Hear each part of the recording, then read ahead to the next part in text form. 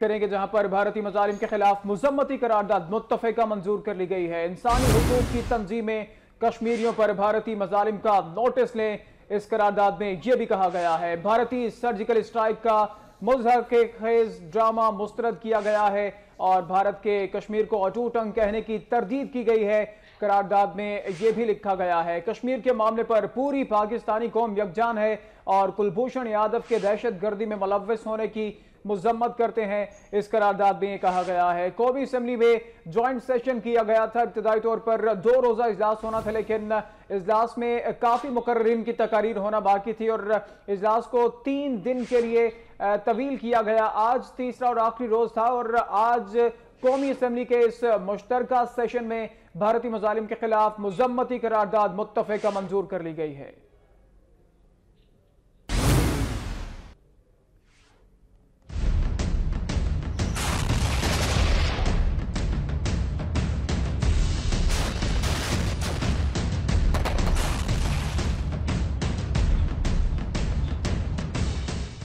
قومی اسمبلی کے مشترکہ اجلاس میں مقبوضہ جموں کشمیر میں بھارتی مظالم LOC پر کشیدگی اور بھارت کے جھوٹے بیانات کے خلاف قرارداد پیش کی گئی۔ قرارداد مشیر خارجہ سرتاج عزیز نے پیش کی جس میں نہتے کشمیریوں کے خلاف ممنوعہ ہتھیاروں کے استعمال کی شدید الفاظ میں مذمت کی گئی ہے۔ مشیر خارجہ کا کہنا تھا کہ ہم بھارت کی جانب سے کشمیر کو اٹوٹ انگ کہنے کی تردید کرتے ہیں۔ مقبوضہ کشمیر میں 110 افراد شہید ہوئے، 150 سے زائد جوانوں کو بینائی سے محروم کر دیا گیا۔ بھارت نے ریاستی تشدد کی انتہا کر دی ہے۔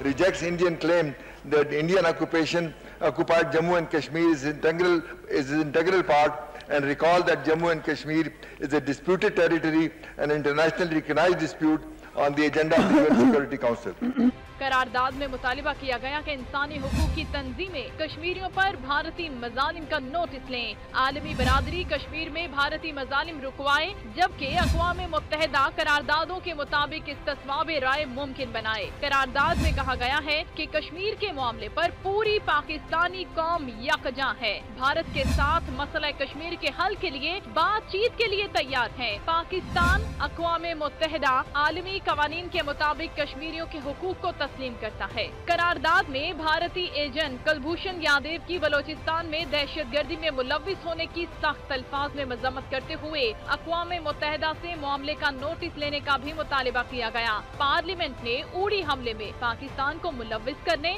اور لائن آف کنٹرول پر بلا اشتعال فائرنگ اور سرجیکل اسٹرائک کے مضحکہ خیز دعوے کو بھی مسترد کر دیا ہے۔